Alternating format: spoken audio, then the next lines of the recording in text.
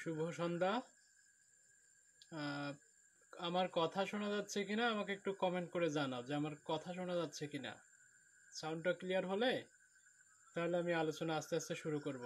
তোমরা যারা লাইভটি দেখছো প্রত্যেকেই স্বাগতম। তোমরা আগে জানাও যে আমার কথা ঠিকমতো শোনা যায় কিনা।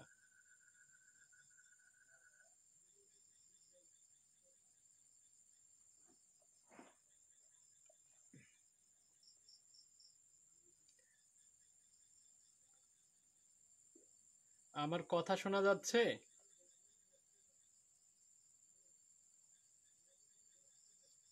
সাউন্ড নিয়ে কোনো সমস্যা হলে তোমরা একটু আমাকে কমেন্ট করে জানাও যে সাউন্ড নিয়ে কোনো সমস্যা হচ্ছে কিনা তোমাদের। তোমরা কি শুনতে পাচ্ছ আমার কথা?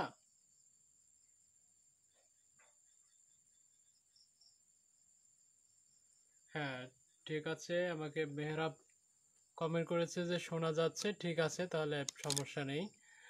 আমরা একটু সময় অপেক্ষা করি, যেহেতু অনেক সময় দেখা যায় যে ত্রুটির কারণে অনেকে আসতে একটু লেট হয়ে যায়। সেক্ষেত্রে একটু অপেক্ষা করি। আমরা এখন কত বাজলো, সময় কত আমি একটু দেখে নেই। 31 বাজছে। তোমরা প্রত্যেকে একটু একটু অপেক্ষা করো, ধৈর্য ধরো। নিশ্চয়ই ভালো লাগবে যখন অনেকেই আমাদের লাইভটি দেখবে বা সবাই যখন দেখতে পাবে। আর বিশেষ করে তোমরা একটা কাজ করো, সবাই একটু শেয়ার করে দাও, দ্রুত শেয়ার করে দাও। আমরা মূল আলোচনায় যাওয়ার আগে তোমরা একটু শেয়ার করলে সবাই দেখতে পাবে। Please share this live. সেক্ষেত্রে তোমরা তোমাদের বন্ধুদের সাপোর্ট করো এই শেয়ার করার মাধ্যমে। এবং তোমরা কে কোথা থেকে দেখছো কমেন্ট করে জানাবে নিশ্চয়ই।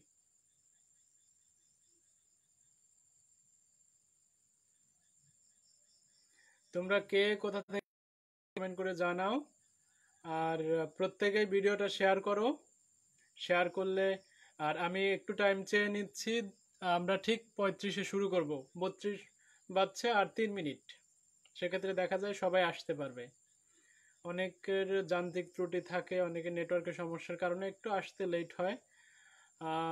মোহাম্মদ শাহিন ইবনে মোহাম্মদ নারায়ণগঞ্জ থেকে দেখছে। তারপরে আরো বেশ অনেকেই আমাদের সাথে সংযুক্ত হয়েছে। আহ, তারপরে হচ্ছে আসলাম, সে বরিশাল থেকে। আহ, খুলনা থেকে মেহরাব। এই পুরো লাইভটা দেখবে। আর বিশেষ করে একটু শেয়ার করে দাও তোমাদের বন্ধুরা যাতে দেখতে পায়। চাঁদপুর থেকে একজন আছেন আমাদের সাথে আছে। হ্যাঁ, আম, মতিন আছে। তারপর কিশোরগঞ্জ থেকে আছে রাকিব। বেশ, তোমরা একটু শেয়ার করে দাও। আমরা ঠিক 35-এ শুরু করব। কুমিল্লা থেকে দেখছেন একজন। আমরা ঠিক 35-এ শুরু করব। ময়মনসিংহ থেকে সেই অনেক শাহরিয়ার হাসান স্যারও সে ময়মনসিংহ থেকে দেখছে। মঠবাড়িয়া বরিশাল থেকে বলছি। মঠবাড়িয়া মূলত পিরোজপুর জেলার মধ্যে। আর আমার পাশেই হচ্ছে মঠবাড়িয়া থানা। ফরিদপুর থেকে একজন আছে আমাদের সাথে। ওয়ালাইকুম আসসালাম। আলহামদুলিল্লাহ, আমি ভালো আছি। তোমরা নিশ্চয়ই সবাই ভালো আছো। বগুড়া থেকে সেই অনেক দূর। ঝিনাইদহ থেকে খুব ভালো। তোমরা প্রত্যেকেই পুরো লাইভটা শেষ পর্যন্ত দেখবে। আমরা ঠিক 35-এ আমাদের আলোচনা শুরু করব। আর 1 মিনিট, লাস্ট মিনিট, আমরা আলোচনা শুরু করব। ঠিক যখন 35 বাজবে আমরা ঠিক আলোচনা শুরু করে দিব। এবং তোমাদের যদি কোনো প্রশ্ন থাকে নিশ্চয়ই প্রশ্নগুলো করবে। যতদূর সম্ভব প্রশ্নগুলোর উত্তর দেওয়ার চেষ্টা করব। সেক্ষেত্রে কারো প্রশ্ন যদি চলে যায় উপরে অনেক বেশি, নিচে চলে যায়, সেক্ষেত্রে একটু কষ্ট হবে। হ্যাঁ, যে ভালোই আছি আলহামদুলিল্লাহ। হ্যাঁ, তাহলে আমাদের টাইম স্টার্ট হয়ে গেছে। ঠিক আছে, তাহলে আমরা মূল আলোচনায় যাই। সেক্ষেত্রে তোমাদের সকলকে আবারও স্বাগতম জানাচ্ছি। আমাদের আজকের যে শিডিউল অনুযায়ী বাংলার ওরিয়েন্টেশন ক্লাসটা হওয়ার কথা, সেই জায়গা থেকে আমি নিশ্চয়ই আমার পরিচয় ইতোমধ্যে তোমরা পেয়ে গেছো। তারপরেও একবার বলে নিচ্ছি। আমি রবিউল হোসেন, বর্তমানে ঢাকা বিশ্ববিদ্যালয়ের বাংলা বিভাগের 4র্থ বর্ষে আছি। আর আমার হোম ডিস্ট্রিক্ট হচ্ছে বরগুনা। আমাদের যে বাংলার আলোচনার বিষয় বা আমরা যদি বলতে যাই যে আমাদের আলোচনার বিষয়টা খুবই ব্যাপক আর বিস্তৃত। এটা আমাদের যে নির্ধারিত ক্লাস, বিশেষ করে আমরা 12টা বা 10টা ক্লাস সর্বোচ্চ পেতে পারি। এই সময়ের মধ্যে আমাদের ক্লাসগুলো বা আমাদের যে বিষয়ভিত্তিক আলোচনা সেগুলো পুরোপুরি আমাদের করা আদৌ সম্ভব না, কারণ অনেক বড় সিলেবাস। আর তোমরা একটা বিষয় মাথায় রাখবে, যে বিশ্ববিদ্যালয়, বিশেষ করে আমার দেখা মতে ঢাকা বিশ্ববিদ্যালয়ের যে বাংলার প্রশ্নটা বিশেষ করে ভর্তি পরীক্ষার ক্ষেত্রে খুবই জটিল। সেদিনকার আমি বলেছিলাম যে ইংরেজিতে 24 কিন্তু বাংলায় সে 15 বা 16 এরকমও পায়। এরকম অনেক নজির আমার জানা আছে, আমার পরিচিত বেশ কয়েকজন এরকম করেছে। আর সেক্ষেত্রে বাংলার প্রশ্নটা তোমরা যদি একটু খেয়াল করো বিগত সালের প্রশ্নগুলো, দেখবে যে কিছু কিছু প্রশ্ন আছে যেগুলো তোমাদের চিন্তার বাহিরে। বিশেষ করে তোমরা যেরকম ভাবে সহজ করে ভাবছো ঠিক সেরকম ভাবে সহজ করে প্রশ্ন আসে না। কারণ যে প্রশ্নগুলো যারা করে থাকেন, বিশেষ করে তোমরা নিশ্চয়ই টকশোতে দেখে থাকবে যে সৌমিত্র শেখর বা হোসনে আরা অথবা বিভাগের যে অন্যান্য শিক্ষকরা আছেন, মূলত এটা তাদের দায়িত্বে থাকে। তো যার কারণে প্রত্যেকেই ডক্টরেট করা, যার কারণে বেশিরভাগ ক্ষেত্রেই প্রশ্নগুলো একটু জটিল করেন ওরা। কারণ ওনারা এটা করবেন বিকজ তোমাদেরকে কিন্তু পরীক্ষা করে নেওয়া হয় যে তোমরা আসলে পড়ার যোগ্য কিনা। এখন সেই জায়গা থেকে নিশ্চয়ই প্রশ্নটা কঠিন হোক বা সহজ হোক, তোমাদের প্রিপারেশন যদি ভালো থাকে নিশ্চয়ই তোমরা আহ, ভালো করবে। এটা হচ্ছে আমার অবজারভেশন এবং আমি বেশ ভালোভাবে এটা দেখেছি যে এটাই হয়। যারা একটু কৌশলী বা একটু ভালো করে চিন্তা করে, একটু মনোযোগী হয়, তারাই মূলত এসব জায়গায় ভালো করে বা আশা করি ভবিষ্যতেও করবে। এবছরের যে প্রশ্নটা হবে বা যে প্যাটার্নটা, এখন পর্যন্ত যদিও প্যাটার্ন বলেনি, নাম্বারটা বলে দিয়েছে।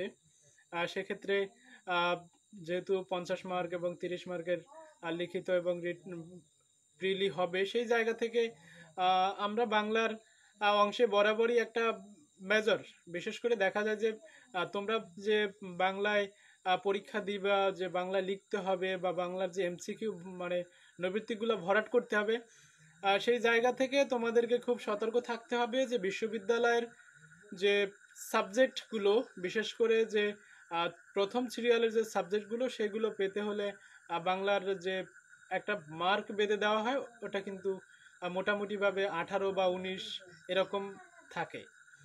সো সেই জায়গা থেকে প্রত্যেককেই ভালো করতে হবে। আর আশা করছি তোমরা সকলেই ভালো করবে, এটা হচ্ছে আমার বিশ্বাস, যদি তোমরা আহ, তোমাদের নিয়মিত পড়াশোনাটা চালিয়ে যাও।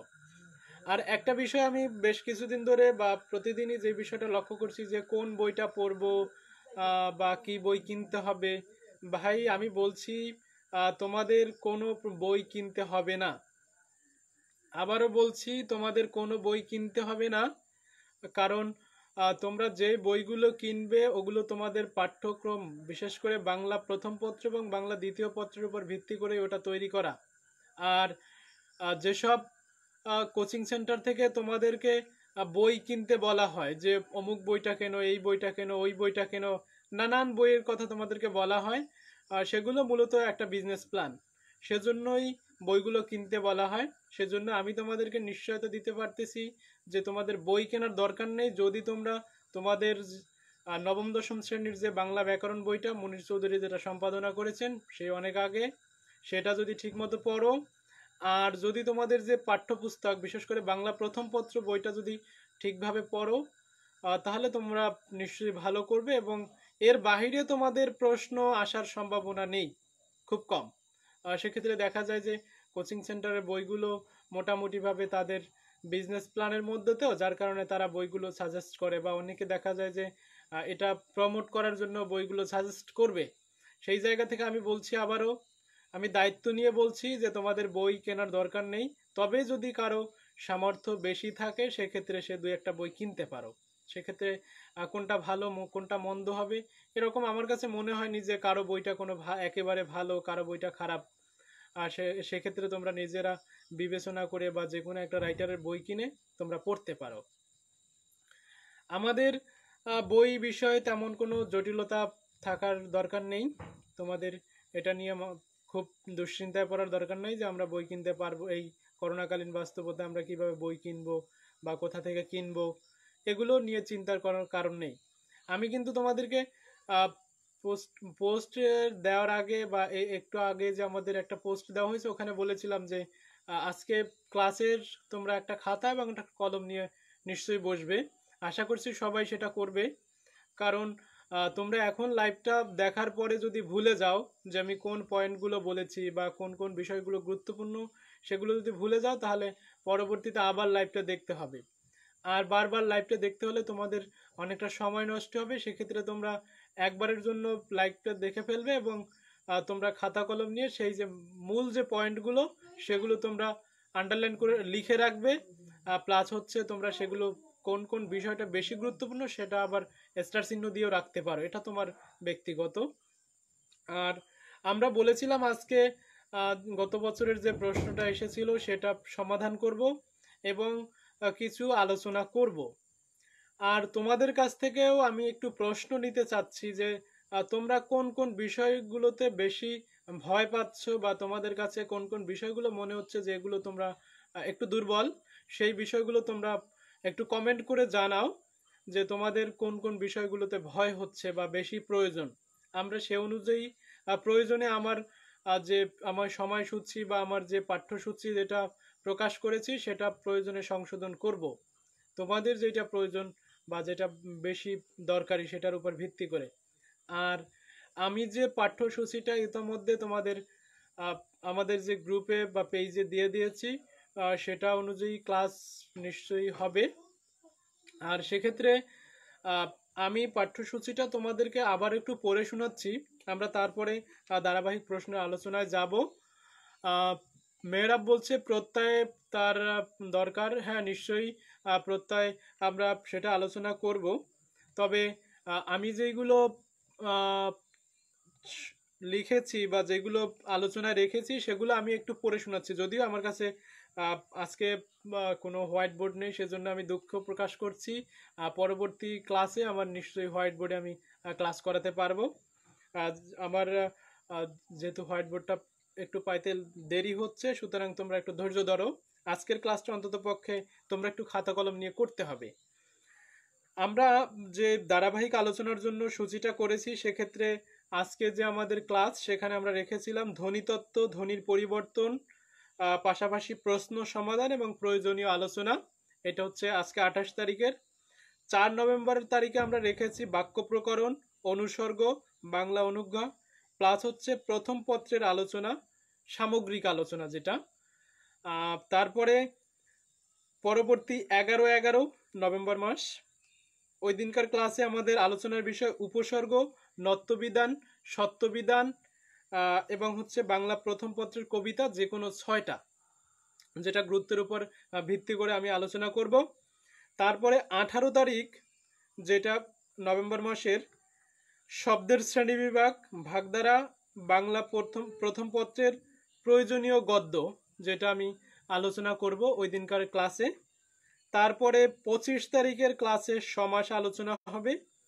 2 তারিখ ডিসেম্বর মাসের যেটা রেখেছি সেটা হচ্ছে কারক বিভক্তি, সম্বন্ধ, সম্বোধন পদ।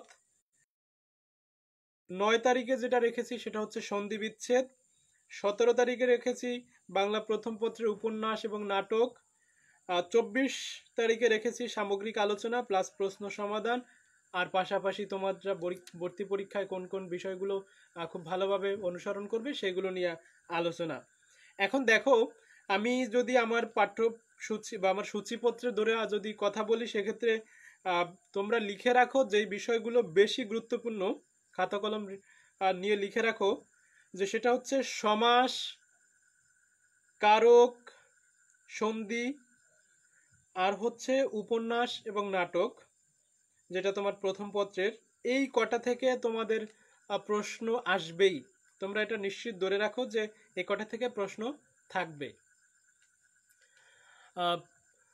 একজন প্রশ্ন করেছে যে ধ্বনিতত্ত্ব, সমাস, কারক, পদ প্রকরণ এই টপিকগুলো একটু কঠিন লাগে। কোনো সমস্যা নেই, এই টপিকগুলো কঠিন লাগলে আশা করছি খুব সহজভাবে তোমাদের সামনে উপস্থাপন করতে পারবো এবং তোমাদের কাছে একটু সহজ হবে আগের চেয়ে। আর বিশেষ করে তোমাদের নত্যবিধান থেকে প্রশ্ন থাকতে পারে, বা এটা অনেক সময় প্রশ্ন থাকে। বিশেষ করে এইটা দরকার হয় যখন আমরা বানান শুদ্ধির মধ্যে যাই, তখন সেটা দরকার হয়। যেমন আমাদের এবছরে গত বছর যেটা আমাদের প্রশ্ন হয়েছিল, সেখানে আমাদের একটা বানান মনে হয় এসেছিল, সেটা হচ্ছে যে অপরাহ্ন বানানটা এসেছিল। অপরাহ্ন বানানটা ওখানে ভুল আছে।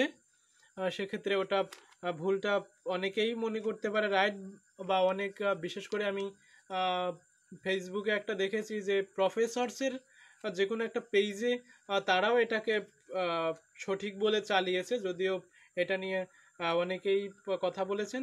তবে এটা যেহেতু মূর্ধন্য ন হবে, সুতরাং ওখানে দন্তন্য দিয়ে লেখা, সেই জন্য ওটা ভুল। এটা গত বছরের প্রশ্নে এসেছিল। এখন একটু বলছি যে মান বন্টনটা কিভাবে হবে, সেটা নিশ্চয়ই বিশ্ববিদ্যালয় কর্তৃপক্ষ বলবে যে কিরকম হবে। স্যারও এটা হচ্ছে বিশ্ববিদ্যালয় কর্তৃপক্ষের উপর নির্ভর করে।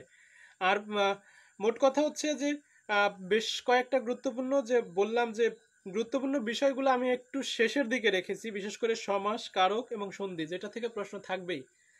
কেননা তোমরা প্রথম দিকের ক্লাসগুলো করে ভুলে যেতে পারো, যার কারণে আমি এগুলো শেষ দিকে রেখেছি, যাতে তোমরা এগুলো খুব কাছাকাছি সময়ে পেয়ে যাও। এবং পরীক্ষা, আমার মনে হয় যদি সম্ভব হয় পরীক্ষাটা ডিসেম্বর মাসেই হওয়ার সম্ভাবনা বেশি।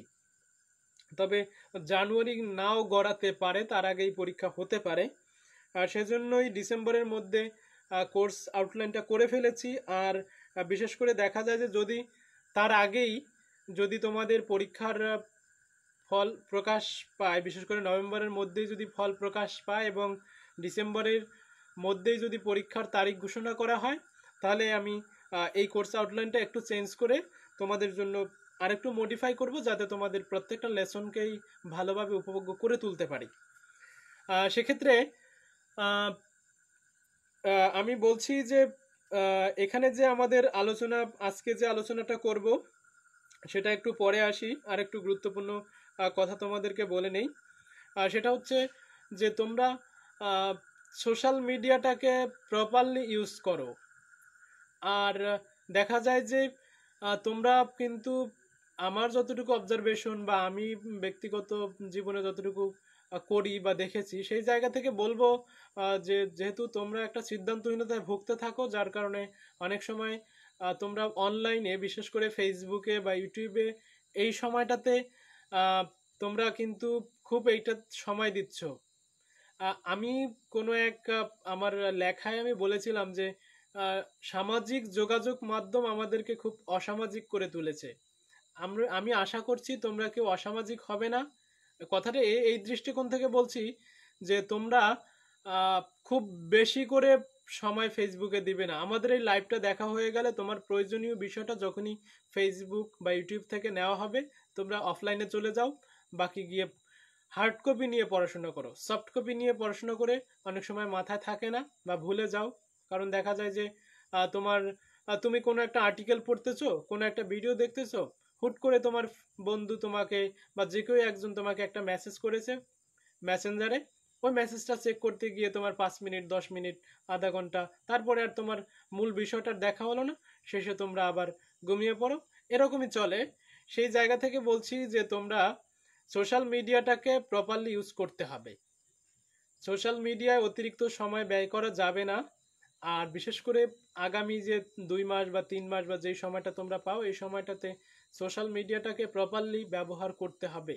কারণ আমি আবারও বলছি, তোমাদের এই সব দিকে খেয়াল রাখতে গেলে কিন্তু সম্ভব হবে না।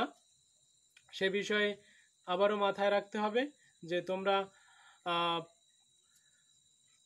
অনেকেই বাংলা লিখিত পরীক্ষার বা লিখিত প্রশ্ন নিয়ে কথা বলছো। হ্যাঁ, লিখিত প্রশ্ন নিয়ে আজকে কথা বলবো না, কারণ একদিনে লিখিত প্রশ্ন নিয়ে কথা বলতে গেলে তোমরা সবগুলো গুলিয়ে ফেলবে। আজকে আপাতত আমরা প্রিলি নিয়ে কথা বলবো, যেটা তোমাদের জন্য সহজ। লিখিতটা তোমরা প্রত্যেকেই কম বেশি পারবে, তবে লিখিতটা আমরা পরের ক্লাসে বা তারপরের ক্লাসে, যেটা নিয়ে তোমাদের বেশি মাথা কামাতে হবে না, তোমরা খুব সহজেই কম বেশি সবাই লিখতে পারবো। তবে তোমাদের এই জায়গাটাতে বিশেষ করে এমসিকিউটাতে তোমাদের ব্যবধানটা তৈরি করে ফেলবে। আর একটা বিষয় মাথায় রাখো, বিশ্ববিদ্যালয়ের ভর্তি পরীক্ষাতে 1-2 নাম্বারের ব্যবধানটা কিন্তু অনেক বেশি।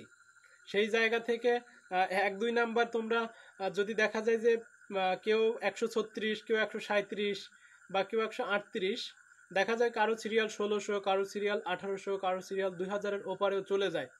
যেহেতু আমাদের টোটাল সিট হচ্ছে 2300, খুব সম্ভবত 2300 বা 2300 প্লাস। সেই জায়গা থেকে আশা করছি প্রত্যেকেই ভালো করবে। তোমাদের যদি চেষ্টা সফল হয়, এটা আমাদের সব থেকে বড় সার্থকতা। আমি ইতোমধ্যে কিছু কিছু বিষয় বলেছি যেগুলো থেকে প্রশ্ন হতে পারে বা যেগুলো থেকে প্রশ্ন হয় আমার অবজারভেশনে। সেই জায়গা থেকে নত্য সত্যবিধান থেকে প্রশ্ন হয়, শব্দের শ্রেণীবিভাগ থেকে প্রশ্ন হবেই, এটা ধরে নাও। তারপরে হচ্ছে ভাগধারা থেকে প্রশ্ন হয়, সমাস, কারক, সন্ধি বিচ্ছেদ, এই তিনটা থেকে প্রশ্ন হবেই। এছাড়া আছে তোমার হচ্ছে ধ্বনি পরিবর্তন বা ধ্বনিতত্ত্ব, এই জায়গা থেকে প্রশ্ন হয়। মোটামুটিভাবে যেহেতু প্রশ্ন তো আর বেশি না, যার কারণে কিছু সিলেক্টেড টপিকস থাকে যেগুলো থেকে বেশিরভাগ সময় প্রশ্নগুলো হয়।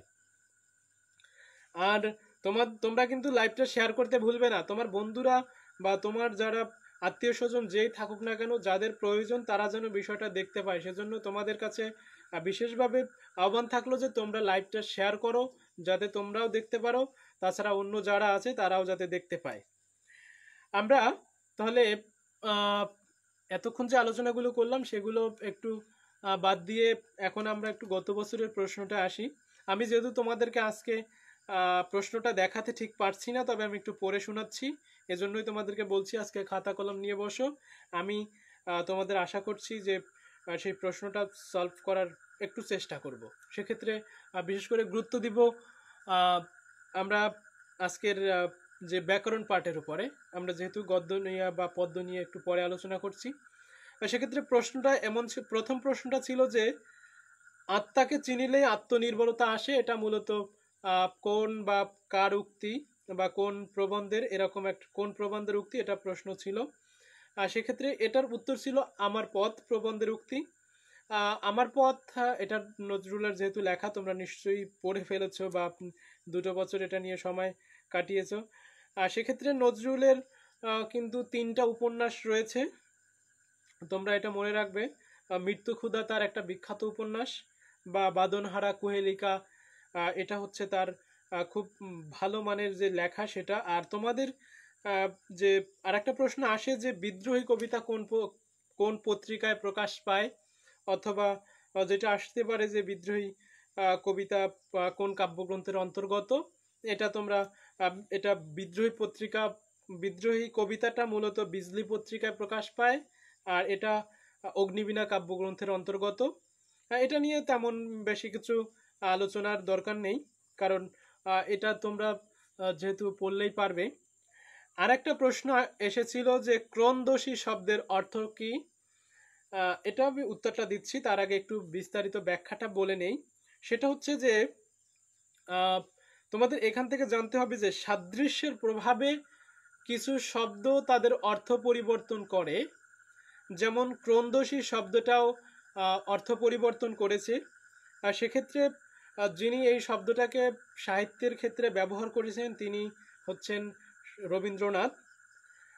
একটা শব্দ আছে সংস্কৃতে যেটা মূলত রোদসী, সেই রোদসী শব্দের সাথে সাদৃশ্য রেখে রবীন্দ্রনাথ পরিবর্তন করে লিখেছেন ক্রন্দোষী।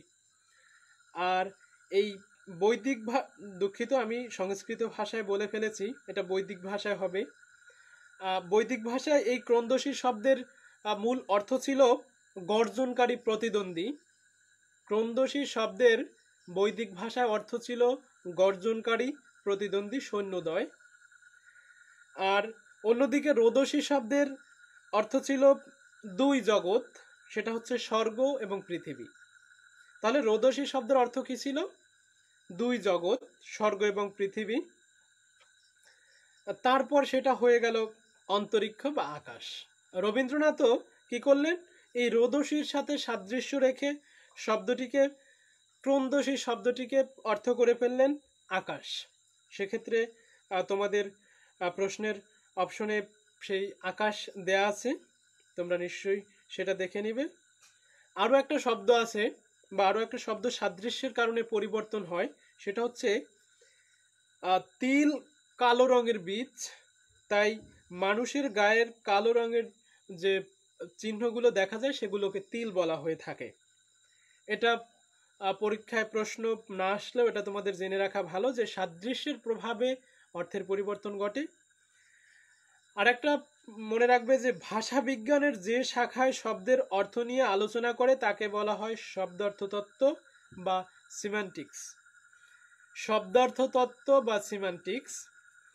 আমি যেহেতু হোয়াইট বোর্ড ব্যবহার করতে পারছি না, সুতরাং এই মুহূর্তে তোমাদেরকে আমার পড়ে শোনানো ছাড়া কোনো উপায় নেই, সেজন্য আমি দুঃখ প্রকাশ করছি। আর একটা 3 নম্বর যে প্রশ্নটা ছিল সেটা হচ্ছে যে শুদ্ধ বানান নিয়েটা ছিল, যে নিচের কোনটা শুদ্ধ বানান। সেক্ষেত্রে হ্যাঁ, তোমাদের সবগুলো প্রশ্ন দেখানোর মতো ব্যবস্থা করা যায় কিনা নিশ্চয়ই আমি ক্লাস শেষে প্রশ্নগুলো আপলোড করে দেব।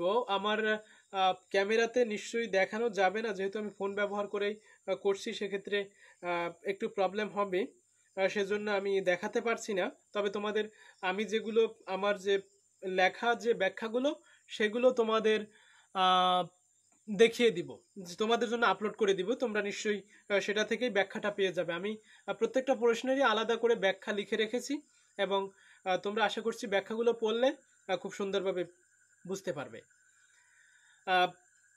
তারপরে প্রশ্নটা ছিল শুদ্ধ বানান। শুদ্ধ বানানটা ওখানে 4টার যেহেতু শব্দ ছিল, উচ্ছল, ইদানিং, বৈপরীত্য, অপরাহ্ন, সেক্ষেত্রে 2টো বানান ঠিক ছিল আর 2টো বানান ভুল ছিল। সেক্ষেত্রে প্রশ্নটা এক ধরনের টুইস্ট তৈরি করে ফেলেছে যে কোনটা উত্তর করবে কোনটা উত্তর করবে না। সেজন্য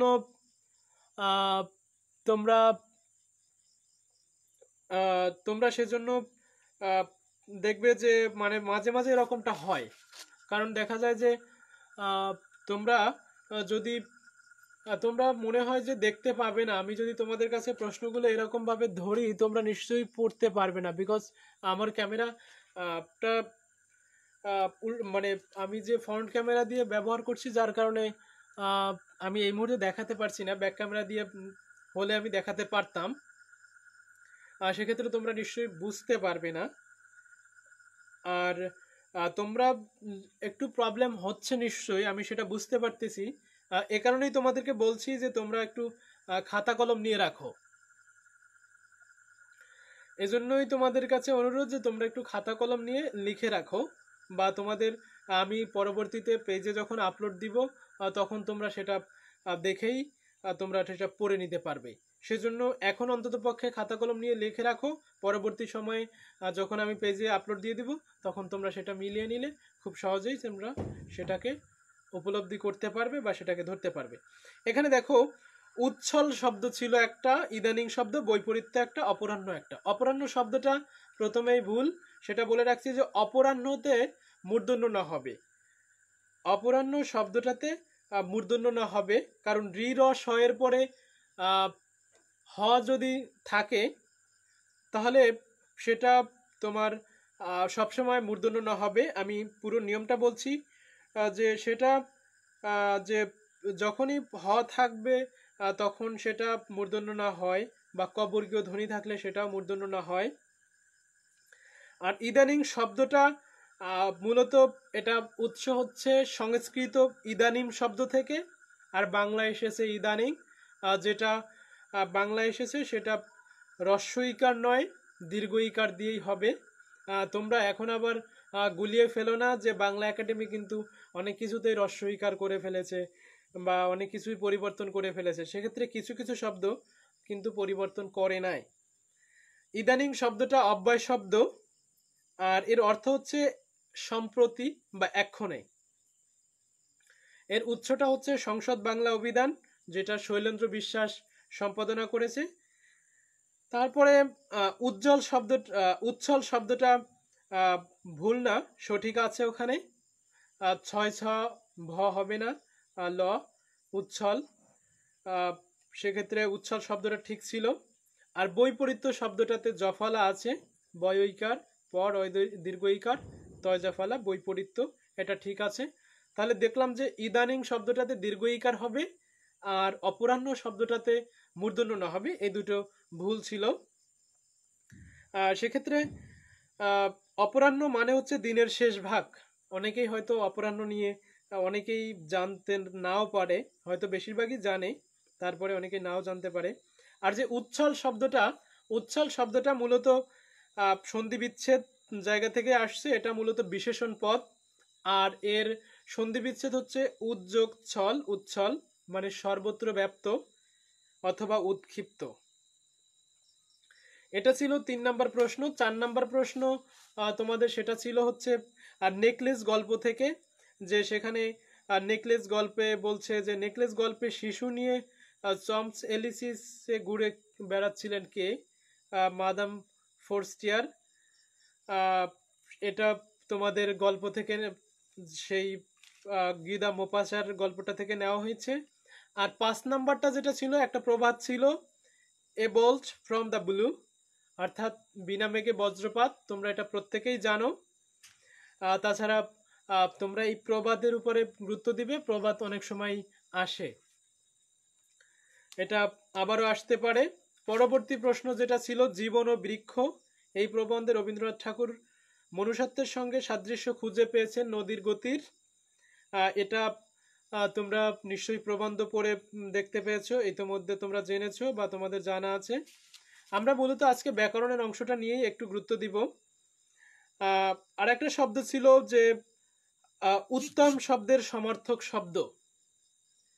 উত্তম শব্দের সমার্থক শব্দ হচ্ছে, এখানে উপাদেয় ছিল, বরেণ্য ছিল, তারপরে অভিরুচি ছিল, এই যে 4টা ছিল অপশনে, বা আর একটা উৎকৃষ্ট ছিল, এই 4টা অপশনে ছিল, এখান থেকে উপাদেয়টা উত্তর হবে। বরেণ্য বরেণ্য সমার্থক শব্দ যেহেতু চেয়েছিল, সুতরাং অভিরুচিটা হবে না। অভিরুচিটা হচ্ছে প্রবৃত্তি বা ইচ্ছা, এটা ছিল। আর একটা অভিরাম ছিল, সেক্ষেত্রে বিশেষ অভিরাম যেহেতু বিশেষণ পদ, সুতরাং এটার অর্থ হচ্ছে সুন্দর বা আনন্দদায়ক। আমি এটা অন্য একটা জায়গা থেকে লিখেছি। তারপরে আগামী শুক্রবার সাঈদ আজাদ সফলতার গল্প শোনাবেন 27তম বিসিএস। হ্যাঁ, আমাদের অনলাইন পেজ থেকে এটা বলে দেওয়া হয়েছে। সেক্ষেত্রে তোমরা, আমি ঘোষণাটা এখনো দেইনি, যে আগামী শুক্রবারে আমাদের সাথে একজন গেস্ট থাকবেন, যিনি বর্তমানে মেহেরপুর জেলায়, বিভাগ বলে ফেলেছি, মেহেরপুর জেলায়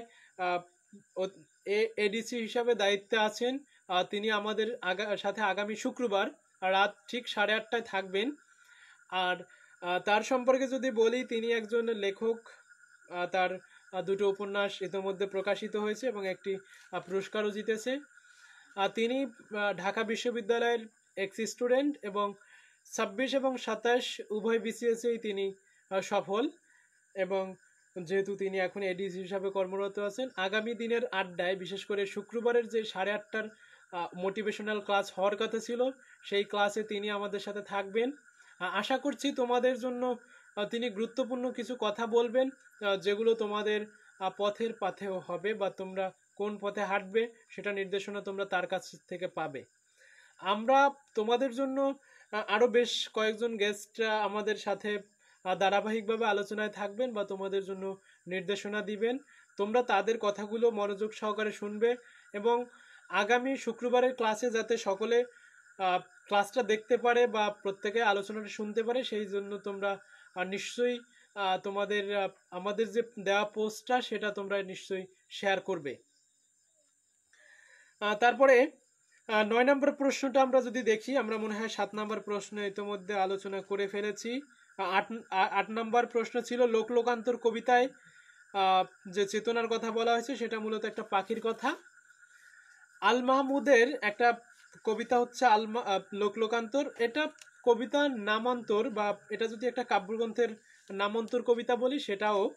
আল মাহমুদের একটা বিখ্যাত কাব্যগ্রন্থ যেটার জন্য তিনি মূলত বেশি নন্দিত, বা তিনি যেটার জন্য বেশিরভাগই আমাদের সামনে আসেন, সেটা হচ্ছে তার সোনালী কাবিন, বিখ্যাত কবিতা, বিখ্যাত কাব্যগ্রন্থ। এছাড়া আছে তার কালের কলস, বক্তিয়ারের গোড়া ইত্যাদি। 9 নম্বর প্রশ্নটা ছিল মূলত চাষার দুঃখ প্রবন্ধ থেকে, যেখানে মূলত বলা হয়েছে সভ্যতা বিস্তারের সাথে সাথে যা বিলুপ্ত হয়েছে। সভ্যতা বিস্তারের সাথে সাথে বিলুপ্ত হয়েছে দেশি শিল্প। বেগম রোকেয়ার একটা অন্যতম প্রবন্ধ হচ্ছে চাষার দুঃখ, যেটা মূলত তৎকালীন বা সেই সময়ের যে কৃষক সমাজের বাস্তবতা সেটা তুলে ধরা হয়েছে এই প্রবন্ধে। বেগম রোকেয়া 1980 থেকে 1932 যার জন্ম মৃত্যু। মতিচুর তার একটা বিখ্যাত প্রবন্ধ গ্রন্থ, যেটা 1905 সালে বা 1904 সালে এই সময়কালে প্রকাশ পায়। তারপরে আমরা এই যে উপন্যাসে চলে এসেছি, লাল সালু উপন্যাস। তোমরা লাল সালু উপন্যাস নিশ্চয়ই পড়েছো। সৈয়দ ওয়ালিউল্লাহ একজন বিখ্যাত উপন্যাস, তার বিখ্যাত একটা উপন্যাস লাল সালু। সেই উপন্যাস থেকে একটা উদ্ধৃতি এসেছিল এরকম যে, ও কি ঘরে বালা আনবার চায়, চায় না কি আমার সংসার উচ্ছনে যাক, মরক লাগুক ঘরে। এটা মূলত কার কথা? এটা মূলত আমরা দেখি যে ধর্ম ব্যবসায়ী যে মজিদ, যিনি মূলত নোয়াখালী থেকে এই অঞ্চলে এসেছি, নোয়াখালী অঞ্চলের মানুষ, বা এখানে যদি কেউ নোয়াখালী অঞ্চলের থেকে থাকো নিশ্চয়ই তিনি অনেক সময় অনেক কথায় শোনো বা অনেক কিছুই। সেক্ষেত্রে আমি আমার শিক্ষার্থীদেরকে বলবো কোনো জেলা বা কোনো স্থানকে নিয়ে ব্যঙ্গ বা বিদ্রুপ করার মতো আসলে কিছু নেই। আমার জানা মতে নোয়াখালীর মানুষগুলো বেশ ভালো হয়, বা তারা খুব অমায়িক মানুষ। ও কি ঘরে বালা আনবার চায়, এটা মূলত মজিদের উক্তি। ওয়ালিউল্লাহর অন্য আরো দুটি উপন্যাস আছে, তার মধ্যে একটি হচ্ছে চাঁদের অমাবস্যা। এছাড়া আমরা যদি 11 নম্বর প্রশ্নে দেখি, সেটা হচ্ছে যে বিভীষণের প্রতি মেঘনাদ কবিতা থেকে এসেছে। বিভীষণের প্রতি মেঘনাদ কবিতাটা মাইকেল মধুসূদন দত্তের যে সাহিত্যিক মহাকাব্য, সেটা হচ্ছে মহাকাব্য, বা যদি মেঘনাদ বধকে বলি যে এটা হচ্ছে একটা বিখ্যাত মহাকাব্য বা জাত মহাকাব্য, যেটা দুঃখিত, জাত মহাকাব্য তো 4টা, ইলিয়ড, ওডিসি, হোমারের, আর রামায়ণ, মহাভারত, এই 4টা হচ্ছে জাত মহাকাব্য। আর মেঘনাদ বধ হচ্ছে তোমার সাহিত্যিক মহাকাব্য। এটা 1860 সালে প্রকাশ পায়। মাইকেল মধুসূদন সম্পর্কে তোমরা কম বেশি সকলেই জানো। আমরা যখন কবিতার আলোচনায় যাব তখন মাইকেল মধুসূদন দত্তের এই বিভীষণের প্রতি মেঘনাদ কবিতাটা নিশ্চয়ই পড়বো, কারণ এটা থেকে আবারও প্রশ্ন হওয়ার সম্ভাবনা আছে। 2020-এ তোমরা যখন পরীক্ষা দিবে তখন প্রশ্ন হওয়ার সম্ভাবনা আছে। তারপরে আমরা দেখা যায় যে আমাদের তোমার বাংলা প্রথম পত্র নিয়ে আজকে ধারাবাহিকভাবে আলোচনা করতে যাই, আমাদের অনেক সময় ইতিমধ্যে আমাদের হাফ আওয়ার সময় পার হয়ে গেছে। তোমরা জানো যে যেহেতু সোশ্যাল মিডিয়া, আমরা যেহেতু তোমাদেরকে সহজ শর্তে, যে তোমাদের একটা স্মার্টফোন বা ফেসবুক একটা অ্যাকাউন্ট থাকলেই তোমরা যাতে এই ফ্রি সুযোগটা পাও, এজন্য কিন্তু আমরা তোমাদের জন্য ব্যবস্থা করেছি। সেই জায়গা তোমাদের জন্য ব্যাপক কস্টলি হয়ে যায়, যার কারণে আমি ক্লাস বেশি সময় দীর্ঘায়িত করব না। কারণ বেশি সময় দীর্ঘায়িত করলে তোমাদের ভিতরে একটা বোরিং ফিল আসতে পারে। সেজন্য আমি চাই না যে তোমরা বোরিং ফিল করো বা তোমাদের জন্য এটা কস্টলি হয়ে যাক। কারণ দেখা যায় যে আমাদের যে যারা আমাদের এখান থেকে যারা লাইভ দেখছো বেশিরভাগই গ্রামের বা প্রত্যন্ত একেবারেই যেখানে নেটওয়ার্ক কভারেজও খুব খারাপ সেই সব এলাকার শিক্ষার্থী তোমরা নিশ্চয়ই, আমি সেটা ধরে নিয়েছি বা তেমনটাই আমার মনে হচ্ছে। আমাদের 13 নম্বর প্রশ্ন ছিল যে নয়ন কমল এই সমাসটার ব্যাস বাক্য। নয়ন কমল সমাসের ব্যাস বাক্য হচ্ছে নয়ন কমলের ন্যায়। এটা মূলত কর্মধারায় সমাস। আর কর্মধারয় সমাস হচ্ছে উপমেয় এবং উপমান এই দুটো বিষয়ের মিল যখন হয় তখন সেটা বা এই দুটোর সাথে একটি অন্যটির সাথে যখন তুলনা বোঝায় তখন সেটা হয় কর্মধারয় সমাস বা উপমান উপমেয় কর্মধারয় সমাস। আর যেখানে উপমান কর্মধারয় সমাস হয় সেখানে তোমার সাধারণ ধর্মের উল্লেখ থাকে, আর উপমিত কর্মধারয় সমাসে সাধারণ ধর্মের উল্লেখ থাকে না। যেটা সাধারণ ধর্ম বলতে যেমন কাক এবং কোকিল দুটোই কালো, মানে এই কালোটা হচ্ছে তাদের ভিতরে একটা সমর্থ বা যেটা হচ্ছে তাদের মূল ধর্ম, যে দুজনেই একই সাদৃশ্য। আমরা ক্রন্দশী শব্দটা পড়তে গিয়ে যে সাদৃশ্য শব্দটা বলেছি সেই সাদৃশ্য শব্দটাই আমরা দেখতে পাবো এই তোমার উপমান এবং উপমিত কর্মধারয় সমাসের আলোচনায় গিয়ে, যে সে সাদৃশ্য থাকলে কোনটা, সাদৃশ্য না থাকলে কোনটা। আর কর্মধারয় সমাসটা মূলত পূর্বপদ এবং পরপদ, পূর্বপদে বিশেষণ হিসাবে পূর্বপদটা বিশেষ এবং পরপদের অর্থে প্রাধান্য পায়। যখনই পূর্বপদ বিশেষণ হিসাবে বসবে এবং পরপদ প্রাধান্য পাবে তখন সেটাকে বলে কর্মধারয় সমাস। যেমন মহান যে নবী, মহানবী, তোমার কর্মধারয় শব্দটার অর্থ হচ্ছে কর্ম বা বৃত্তি ধারণকারী। ধারয় শব্দটার অর্থ হচ্ছে কর্ম বা বৃত্তি ধারণকারী। কর্ম বা কাজ, বৃত্তি মানেও হচ্ছে কাজ। তো সুফিয়া কামালের সেই তাহারেই কবিতাটি পড়েছো, সেখানে থেকে একটা প্রশ্ন এসেছিল যে কুহেলি উত্তরি তলে ঢ্যাস সন্ন্যাসী। কুহেলি উত্তরি তলে মাগের সন্ন্যাসী। মাগের সন্ন্যাসী এটা মূলত তাহারেই পড়ে মনে কবিতার একটা লাইন, সেই লাইন থেকে এটা সরাসরি তুলে দিয়েছে।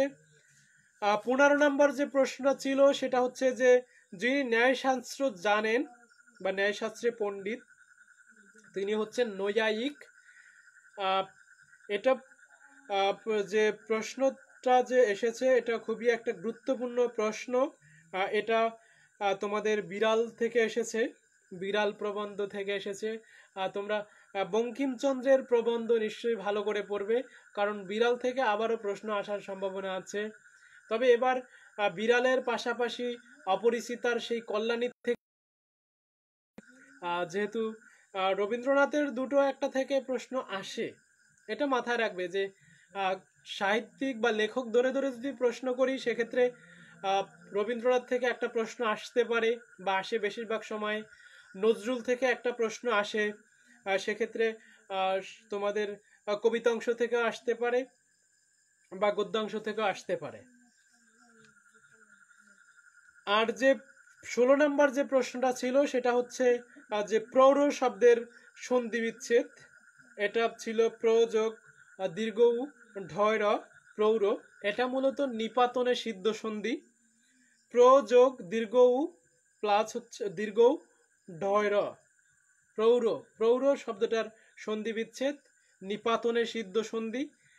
এটা মূলত তোমার তৎসম নিপাতনে সিদ্ধ সন্ধি, যেটা স্বরসন্ধির অন্তর্গত। আর যেহেতু নিপাতনে সিদ্ধ সন্ধি কোনো নিয়ম মানে না, সেজন্য এর বিষয়টা একটু গুরুত্বপূর্ণ দিতে হয়, গুরুত্ব দিতে হবে তোমাদেরকে। তাছাড়া যেমন উদাহরণ আছে গবাক্ষ, অন্যান্য, অন্য যোগ অন্য, এটা থেকে প্রশ্ন আসে। মার্তণ্ড, মার্তযোগ অণ্ড মার্তণ্ড। তারপরে হচ্ছে কুলটা, কুলযোগ অটা, এটা থেকে তোমাদের প্রশ্ন আসে। আর সন্ধি যখন আমরা আলোচনা করব তখনও আমরা তোমাদের সেগুলো খুব ভালোভাবে দেখানোর চেষ্টা করব যে সন্ধির মধ্যে কোন কোন বিষয়টা গুরুত্বপূর্ণ। তোমাদেরকে আবার যদি শব্দ ঠিক মতো না শুনতে পাও বা তোমাদের যদি থাকে তোমরা আমি চেষ্টা করব উত্তর দেওয়ার। আমাদের যে নৈবর্তিক যে 16টা প্রশ্ন এসেছিল আমরা মোটামুটি, যদিও হোয়াইট বোর্ড থাকলে আমার পক্ষে সুবিধা হতো তোমাদেরকে খুব ভালোভাবে বুঝিয়ে দেওয়ার এবং তোমাদেরও সুবিধা হতো, আমি সেটা বুঝতে পেরেছি। আমি আশা করছি পরবর্তী ক্লাসের আগেই হোয়াইট বোর্ড পেয়ে যাবে এবং তোমাদের সাথে পরবর্তী ক্লাসগুলো হোয়াইট বোর্ডেই নিব। আমি সেদিনকার তোমাদের জন্য গ্রুপে একটা প্রশ্ন করেছি যে উজবুক কোন শব্দ বা উজবুক শব্দটি বাংলা ভাষায় কোন শব্দ থেকে এসেছে? তোমরা একটু যারা লাইভটা দেখছো তারা একটু এখনই কমেন্ট করে ফেলো যে উজবুক শব্দটা কোন ভাষা থেকে এসেছে। বাংলায় উজবুক শব্দটা কোন ভাষা থেকে? আমি উজবুক শব্দটার ব্যাখ্যাটা বা আমি এর বিশ্লেষণটা এখনই দিব।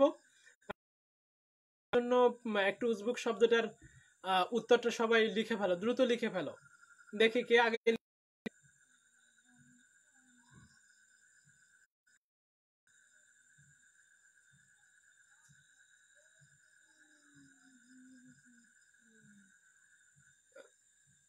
তোমরা কি আমার কথা শুনতে পাচ্ছ? তোমাদের রেসপন্স খুবই খুবই প্রয়োজন। তোমরা আমার কথা শুনতে পাচ্ছ? তোমরা আমার কথা ঠিক শুনতে পারতেছো কিনা?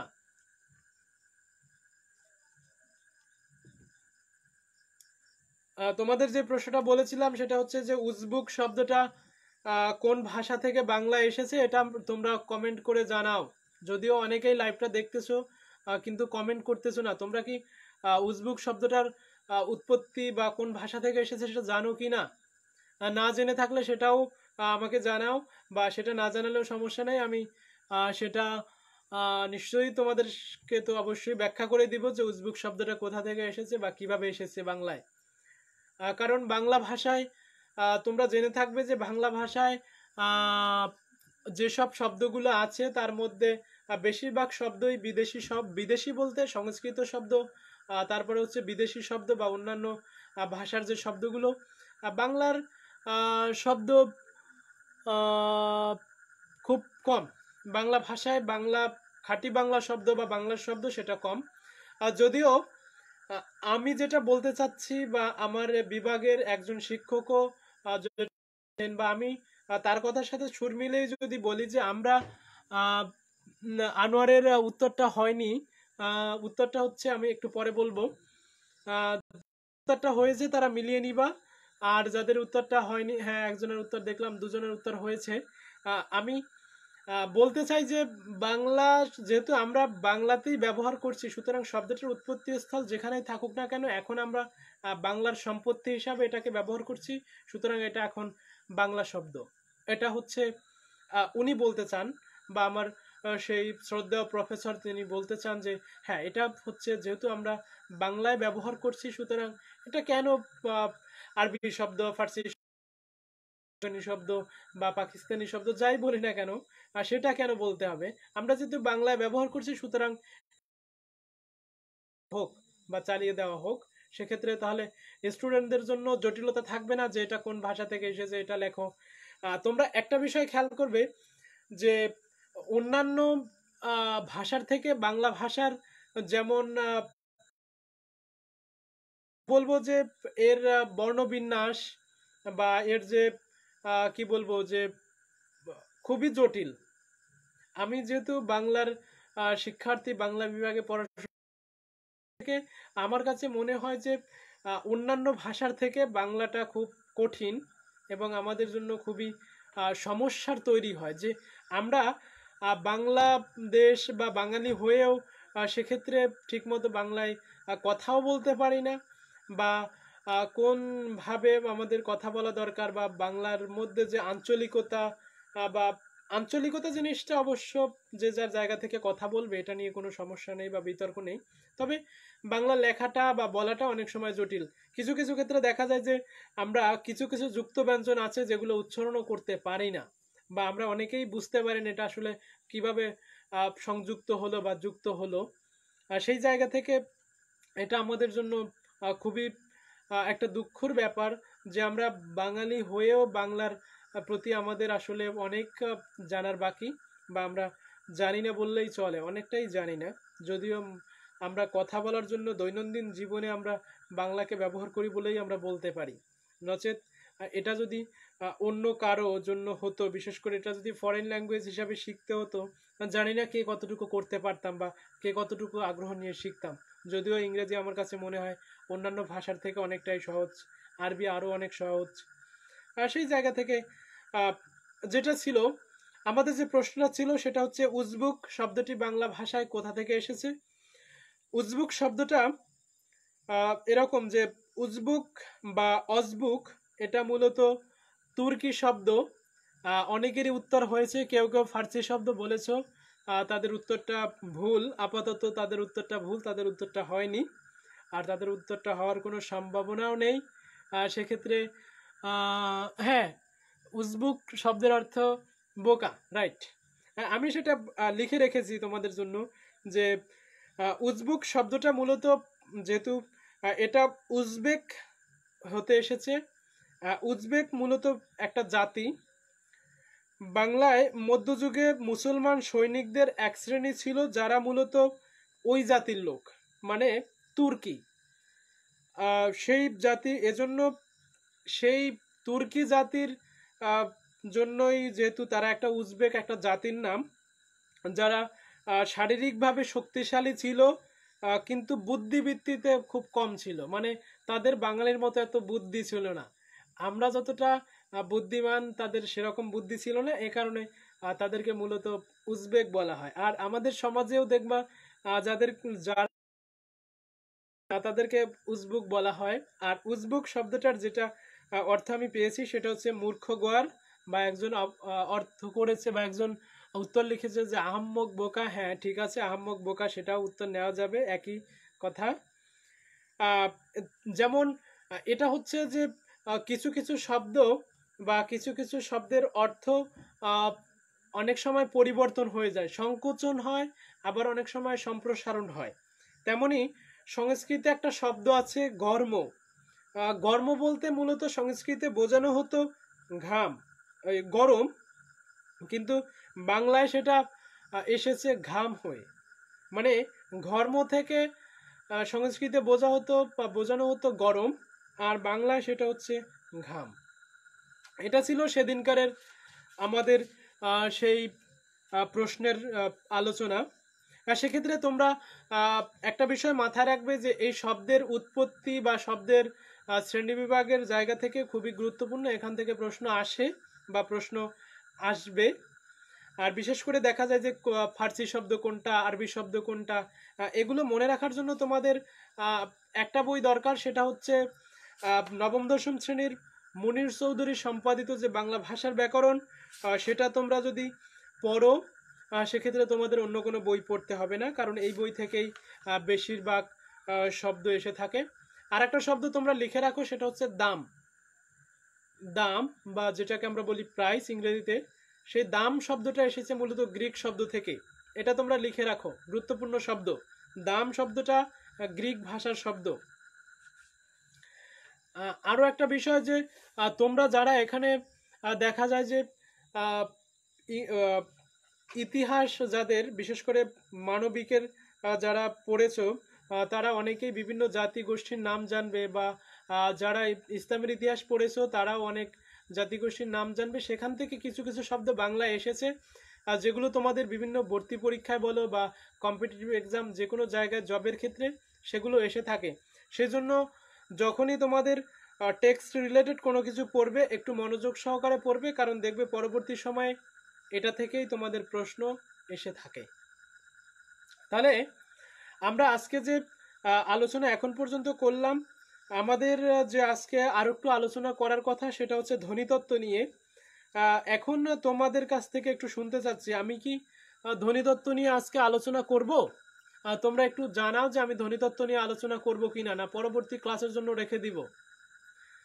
আমি তোমাদের জন্য ধ্বনিতত্ত্বের শিট করে রেখেছি, বিশেষ করে আমি কোন কোন বিষয়গুলো আলোচনা করতে হবে সেগুলো লিখে রেখেছি, আমার কাছে হাতে কাগজে লেখা আছে। সেক্ষেত্রে আমি তোমাদেরকে এখান থেকে আলোচনা করব। এখন তোমরা কি আজকে এই আলোচনা শুনতে চাচ্ছ কি না? তাহলে আমি আলোচনা করব ধ্বনিতত্ত্ব নিয়ে।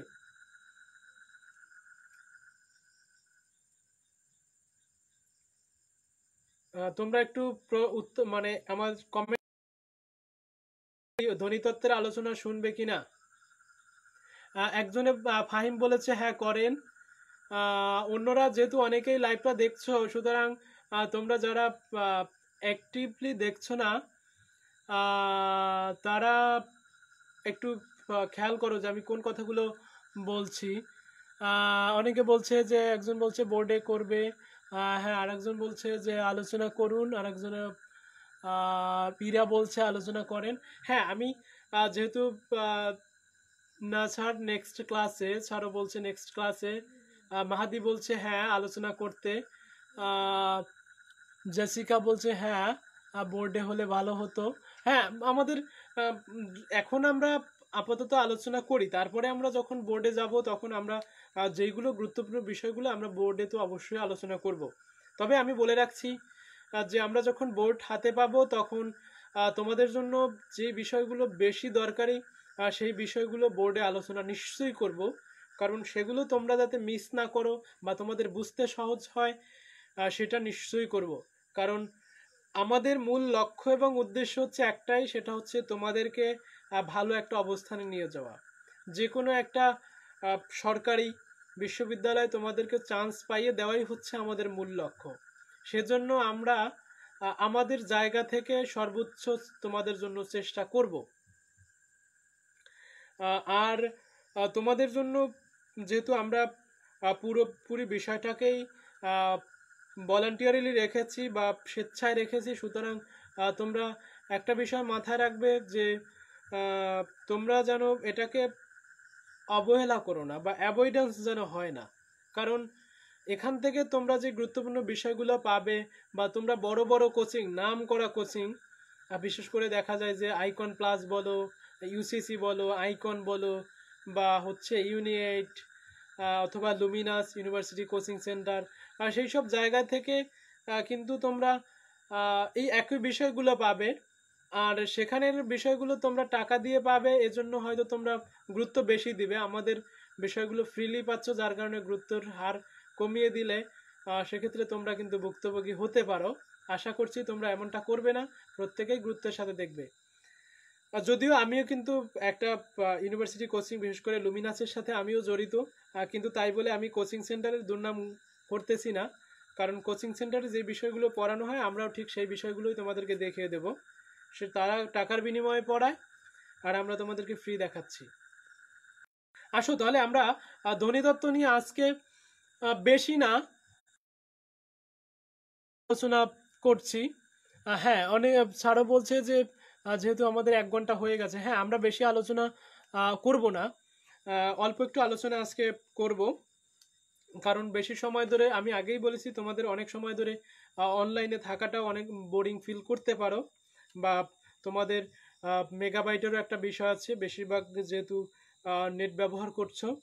আমরা ধ্বনিতত্ত্বের প্রথম অংশটা আলোচনা করব, ধ্বনির পরিবর্তনটা আলোচনা করব না।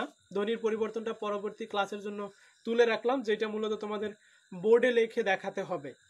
সেটা আমরা ধ্বনিতত্ত্বের বিষয়টা, এই যে ধ্বনিতত্ত্বের ধ্বনি পরিবর্তনের বিষয়টা আমি আজকে তুলে রাখলাম তোমাদের জন্য।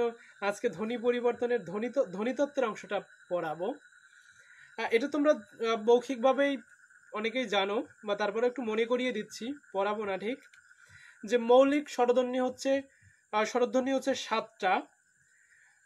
অ, স্বরে অ, তারপরে হচ্ছে স্বরে আ, রস্য ই, রস্য উ, এ, ও, আর হচ্ছে এ।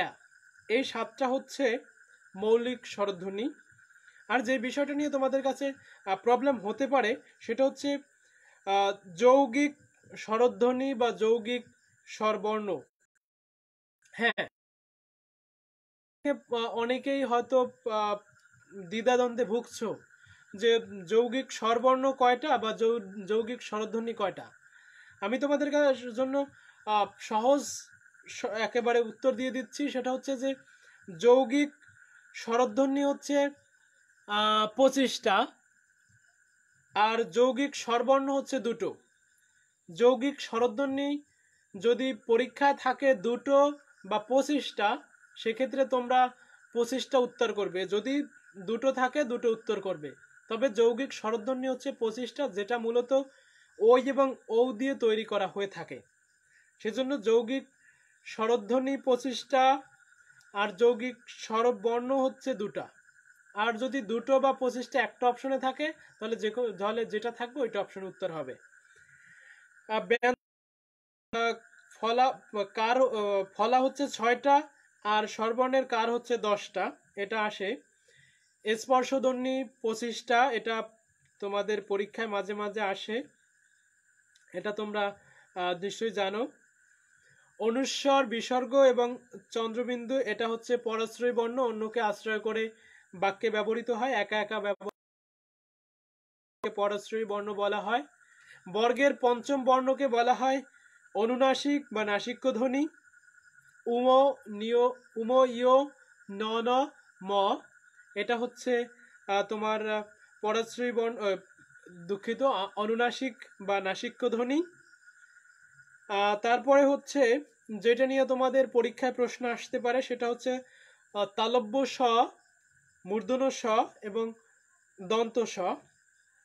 তোমরা যারা উচ্চারণ নিয়ে একটু অনেকের হয়তো উচ্চারণ এটা ভুল হতে পারে, তবে আমি তোমাদের জন্য আবার উচ্চারণ করে দিচ্ছি।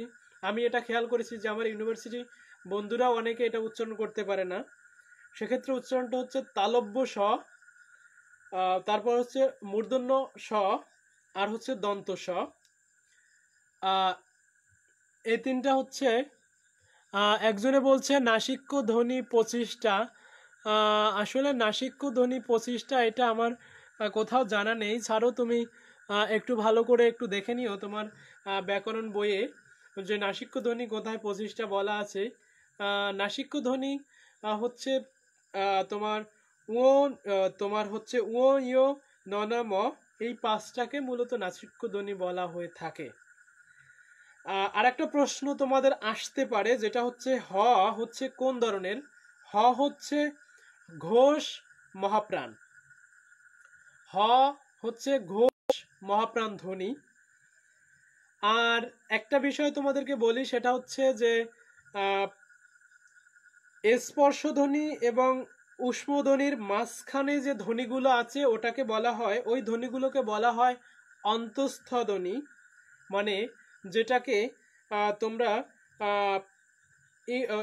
ভারতীয় একজন খেলোয়াড়ের নাম দেখবে যে যুবরাজ, আমরা যেটাকে বলি যুবরাজ কিন্তু লেখা আছে ইয়বরাজ, সেটা হচ্ছে ওয়াই ইংরেজি ঝ, অন্তস্থ জ, আর ডাব্লিউ হচ্ছে ব, অন্তস্থ ব। এটা হচ্ছে তোমাদের আসতে পারে যে আরেকটা আসে যে কেন্দ্রীয় কেন্দ্রীয় তোমরা একটু উত্তর করে জানাও তো কেন্দ্রীয় স্বরধ্বনি কোনটা। তোমরা যারা লাইভটা দেখছো দ্রুত উত্তর করো, কেন্দ্রীয় স্বরধ্বনি কোনটা।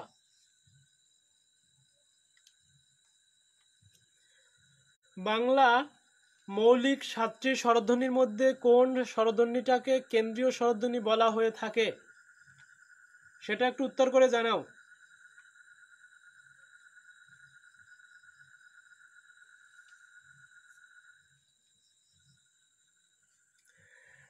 তারপরে হচ্ছে আমরা সামনের আলোচনায় একটু এগিয়ে যাই।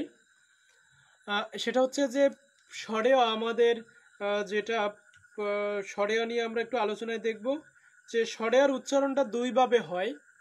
একটা হচ্ছে সংবৃত যেটা হচ্ছে অস্বাভাবিক, আর বিবৃত যেটা হচ্ছে স্বাভাবিক।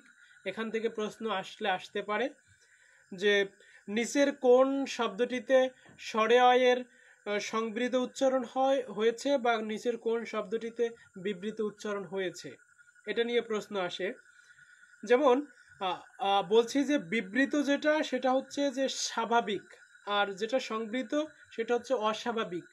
বিবৃত উচ্চারণটা আদিতে, অন্তে, মধ্যে হতে পারে। আশরিফাত, হ্যাঁ তোমার উত্তর হয়েছে। স্বরেয়া হচ্ছে কেন্দ্রীয় স্বরধ্বনি, এটা নিয়ে প্রশ্ন আসে। কেন্দ্রীয় স্বরধ্বনি হচ্ছে স্বরেয়া। অয়ের স্বরেয়ের উচ্চারণটা দুইভাবে পাওয়া যায়, সংবৃত বিবৃত। অমল, একটা শব্দ আছে অমল, এই অমল শব্দটা মূলত বিবৃত উচ্চারণ বা যেটা হচ্ছে স্বাভাবিক উচ্চারণ। অ যদি অয়ের মতো উচ্চারিত হয় সেটা হবে বিবৃত, আর অ যদি অয়ের মতো না হয়ে ও এর মতো হয় সেটা হচ্ছে সংবৃত বা অস্বাভাবিক। যেমন সংবৃত উচ্চারণের ক্ষেত্রে একটা শব্দ আসতে পারে যে করুণ, করুণ শব্দটাতে অটা ও হয়ে গেছে করুণ, ক এর সাথে যেহেতু আমরা জানি প্রত্যেকটা ব্যঞ্জন ধ্বনির সাথে একটা স্বরধ্বনি থাকে, সেই জায়গা থেকে ক এর সাথে যেহেতু একটা অ আছে, সুতরাং অটা ও হয়ে গেছে করুণ, কয়কার, রয় রস্যকার, মূর্ধন্য ন, করুণ, এই শব্দটা আসতে পারে। অথবা আরেকটা শব্দ আছে প্রিয়তম, যেটা মূলত মধ্যে বা শেষে যে শব্দগুলোর মধ্যে হয়ে থাকে, ময়ের সাথে যে অটা সেটা অন্তে যুক্ত হয়েছে, প্রিয়তম, প্রিয়তম, তোমরা এটা মনে রাখবে। তম আমরা লেখি তম, কিন্তু যখনই ওকার হয়ে যায়, তবে এটা উচ্চারণের ক্ষেত্রে আমাদের যেমন হোক না কেন, আমরা বইয়ে যেরকম লেখা আছে ওরকম আমাদের লিখতে হবে লেখার ক্ষেত্রে। আর আমরা আসি তারপরে বিবৃত যে উচ্চারণ হয়ে থাকে, দোতিত মানে হচ্ছে দোতনা সৃষ্টি করা, বা দুই ধরনের, যে তোমার আমরা উপসর্গ পড়ার ক্ষেত্রে আমরা পড়ি যে উপসর্গের অর্থবাচকতা নেই কিন্তু অর্থ দ্যোতকতা আছে। দ্যোতকতা মানে হচ্ছে বা দোতিত মানে হচ্ছে যেটা আসলে ডুয়াল হতে পারে, যেমন তোমার দোতনা সৃষ্টি করতে পারে, বা যেটা এক ধরনের নাড়াচাড়া করতে পারে একটা শব্দকে নিয়ে, বা একটা শব্দের অর্থের পরিবর্তন বা একটা শব্দের উচ্চারণের পরিবর্তন করতে পারে, সেটাকে বলা হয় মূলত দোতিত। আমরা পরবর্তী আলোচনায় আসি, তোমরা একটু খেয়াল করো। আমাদের সাথে বেশ এখনো লাইভে যুক্ত আছো, আশা করছি শেষ থাকবে। আমি আর বেশি সময় নিব না, আমার আলোচনা প্রায় শেষ পর্যায়ে আসছে, হয়তো 5 মিনিটের মধ্যে আমার আলোচনা শেষ হয়ে যাবে বা শেষ করে ফেলবো। পরবর্তী আলোচনা তো পরবর্তীতে করব। সেক্ষেত্রে আমরা ছিলাম যে বিবৃত উচ্চারণ, অয়ের বিবৃত উচ্চারণ আমরা শেষ করেছি। তারপরে আসি এ। তোমরা যেমন এর বিবৃত উচ্চারণ বা সংবৃত উচ্চারণও যদি আমরা দেখি, সেখানে যেসব শব্দগুলো আমরা পাই, যেমন কিছু দেশি শব্দ, কিছু খাঁটি বাংলা শব্দ আছে। তোমরা যেখানে আছো খাতা নিয়ে লিখে ফেলো, যে খাঁটি বাংলা কিছু শব্দ আমি বলছি যেগুলো তোমাদের জন্য পরীক্ষা আসতে পারে। সেটা হচ্ছে খেমটা বা খেমটা, ক্ষয়েকার, ম টয়াকারটা, খেমটা। তারপরে হচ্ছে ঢেপসা, তেলাপোকা, এই শব্দটা হচ্ছে খাঁটি বাংলা শব্দ। তেলাপোকা হচ্ছে খাঁটি বাংলা শব্দ। আর হচ্ছে তেনা, তয়কার নয়কার না তেনা, যেটা তোমরা চাষার দুঃখ প্রবন্ধেও পাবে, যে বউয়ের পৈচ্ছা বিকায়তবু, এরকম কিছু একটা লাইন ছিল, যে মানে আমার ঠিক মনে নেই, দুঃখিত।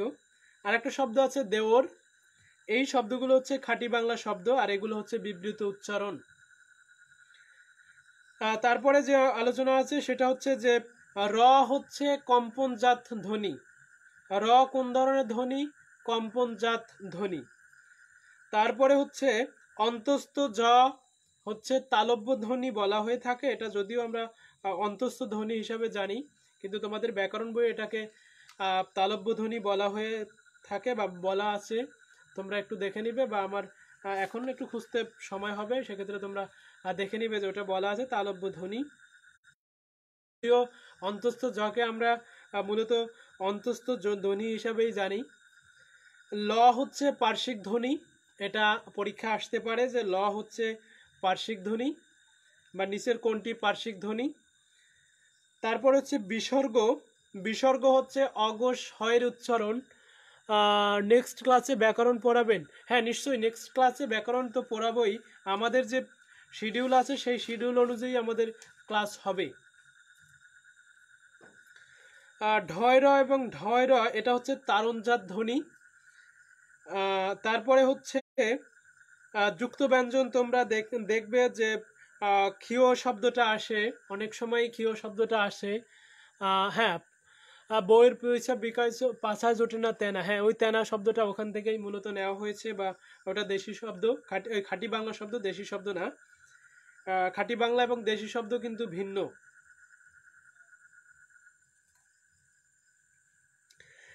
ক যোগ মূর্ধন্য স,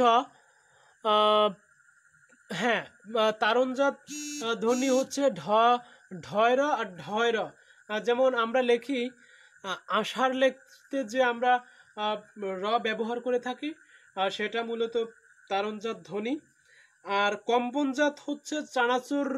চানাচুর মানে যেই মানে চানাচুর লিখতে যে রল ব্যবহার করো সেটা হচ্ছে মূলত কম্পনজাত ধ্বনি, একটা কম্পন সৃষ্টি করে থাকে, সেটা হচ্ছে বয়শূন্য র। তারপরে তোমাদের যুক্ত ব্যঞ্জনের জন্য যেই বিষয়গুলো গুরুত্বপূর্ণ সেগুলো আমি তোমাদের জন্য সেগুলো দিয়ে দিব। আর তারপরে বলছি যেমন জ যোগ বর্গীয় জ যেটাকে তোমরা বলে থাকো, জ যোগ ইয়, এটা হচ্ছে জ্ঞা, বিজ্ঞান, জ্ঞান, অজ্ঞান, এগুলো হচ্ছে জ। জ যোগ ইয় থেকে জ যোগ ইয় এই দুটোর সমন্বয়ে গঠিত হচ্ছে জ্ঞা। ইয় যোগ চ, বাঞ্ছ, বাঞ্ছিত, লাঞ্ছিত, এরকমটা হচ্ছে ইয় যোগ চ। তারপরে হচ্ছে বঞ্চনা, যেটা হচ্ছে তোমার ইয় যোগ ছ, এটা হচ্ছে। তারপরে হচ্ছে ইয় যোগ জ। আর একটা হচ্ছে হ যোগ ম। এই যে তোমাদের যে কটা বলেছি এ কটা আমি তোমাদের হ্যাঁ ঠিক আছে, ওটা যে খাঁটি বাংলা মানে হচ্ছে তদ্ভব শব্দ আর দেশি শব্দ আলাদা। সেক্ষেত্রে তোমাদের যুক্ত ব্যঞ্জন থেকে পরীক্ষায় প্রশ্ন আসতে পারে, সেগুলো আমি নিশ্চয়ই তোমাদেরকে ছবি তুলে পাঠিয়ে দিব কোন কোন যুক্ত ব্যঞ্জনগুলো তোমাদের জন্য গুরুত্বপূর্ণ। তাহলে আমাদের শুরু থেকেই যারা ক্লাসটা প্রথম থেকেই আজকে দেখেছো, আশা করছি তোমরা কিছু কিছু পয়েন্ট অন্তত পক্ষে আমার আজকের লেকচার থেকে পাবে। আর যদি মনোযোগ সহকারে ক্লাসটা শুনে থাকো, আশা করছি এই তোমাদের 1 ঘন্টা বা 1.5 ঘন্টা যে সময়টা তোমরা এইখানে ব্যবহার করেছো সেটা তোমাদের জন্য আশা করছি তোমাদের জন্য সেটা খুবই সুবিধার হবে। সেজন্য আমি আবারও বলছি যে তোমরা ক্লাসগুলোকে প্রপারলি দেখতে হবে, বা ক্লাসগুলোকে তোমরা দেখা গেল যে লাইভে এসে তোমরা চ্যাটিং করলে বা অন্য কিছু করলে, বা কখনো একটু চ্যাটিং করলে একটু লাইভটা দেখলে, তাহলে আমি বলবো যে এরকম করার দরকার নেই। কারণ তোমরা ভর্তি পরীক্ষার্থী, তোমাদের যে তোমাদের কাছ থেকে জাতির অনেক কিছু আশা আছে। তোমরা দেশের সুনাগরিক হবে, সেজন্য দেশের প্রথম শ্রেণীর এটা মূলত নাহিদ আমার একটা প্রশ্ন করেছে খুব সম্ভবত, বিসর্গ নিয়ে কি নাহিদ প্রশ্ন করেছে বুঝতে পারতেছি না, যদিও বিসর্গ টাইপ করলে ওরকম হয়ে যায়। সেক্ষেত্রে এটা বলেছি যে অঘোষ বিসর্গ হচ্ছে অঘোষ হয়, মানে বিসর্গ কি, বিসর্গ হচ্ছে অঘোষ হ, অঘোষ হ হচ্ছে বিসর্গ। সেক্ষেত্রে তোমার আমাদের যে মূল আলোচনা বা মূল কথাগুলো সেটা হচ্ছে যে তোমরা ক্লাসগুলো অন্ততপক্ষে একটু সময় নিয়ে দেখো, ক্লাসের বাহিরে অন্ততপক্ষে ফেসবুকে বা সোশ্যাল মিডিয়াতে তোমার যেখানে যতটুকু প্রয়োজন ততটুকু তুমি নাও। তারপরে সোশ্যাল মিডিয়া থেকে দূরে থাকো, যতটা পারো সোশ্যাল মিডিয়া থেকে দূরে থাকো তোমার প্রয়োজন ছাড়া। আর আমি আবারও বলছি, আগামী যে শুক্রবারের রাত 8টায়, রাত 8:30টায় যে ক্লাসটা বা মোটিভেশনাল সেশনটা, সেটা আমাদের সাথে থাকবেন। তোমরা যারা শেষে যুক্ত হয়েছে তারা হয়তো জানোনি বা বা এখনো পোস্ট হয়তো অনেকে দেখতে পাওনি, যে আমাদের সাথে আলোচনায় ওদিনকারে থাকবেন মেহেরপুর জেলার এডিসি সাইদ আজাদ, মানুষ 2বারের বিসিএস। সুতরাং তোমরা সাইদ আজাদের কথাগুলো নিশ্চয়ই ভালো করে শুনবে, আর সেজন্য তোমাদের বন্ধুদের যাতে শুনতে পায় বা দেখতে পায়, লাইভটা যাতে সবাই দেখে, সেজন্য তোমাদের কাছে আহ্বান থাকলো তোমরা লাইভটা শেয়ার করবে। এবং আমরা যে পোস্টটা ইতোমধ্যে বা পোস্টারটা দিয়েছি সেটা তোমরা একটু শেয়ার করবে যাতে সবাই লাইভটা অন্ততপক্ষে দেখতে পায়। আর শেয়ার করলে কি হবে, তোমরা দেখতে পাবে, তোমাদের বন্ধুরা দেখতে পাবে, আত্মীয় স্বজন যাদের যেখান থেকেই প্রয়োজন তোমরা দেখতে পাবে। আর তোমরা আমাদের আমরা তোমাদের জন্য যেসব বিষয়গুলো নিয়ে আসছি বা আরও যেসব বিষয়গুলো নিয়ে আসবো, তোমরা যদি আমাদের জন্য বা আমাদের লাইভগুলো শেয়ার করো বা আমাদের সাথে থাকো, আমরা অনেক বেশি উৎসাহ পাবো এবং তোমাদের জন্য আশা করছি নতুন নতুন কিছু নিয়ে আসার, এবং তোমাদের যেটা দরকার, যেটা ভালো হবে, যেটা তোমরা উপকৃত হবে, সেই বিষয়গুলোই আমরা চেষ্টা করছি আমাদের জায়গা থেকে তোমাদের জন্য দেয়ার। সেজন্য তোমাদেরকে বলছি যে লাইভটা শেয়ার করবে, এবং যারা এখন দেখতে পেয়েছো তারা আশা করছি আমাদের নিয়মিত ক্লাসগুলো করবে। আমাদের যাদের আমাদের হয়তো আদনান স্যারও হোয়াইট বোর্ড ছাড়া ক্লাস করিয়েছেন, আশা করছি পরবর্তী ক্লাসে আদনান স্যারও সেও হোয়াইট বোর্ডে ক্লাস করাবেন। হাসিব স্যারের ক্লাসটাও আমি হাসিব স্যারের ক্লাসটা আমি ঠিক ভালোভাবে দেখতে পাইনি হোয়াইট বোর্ডে উনি করিয়েছেন কিনা।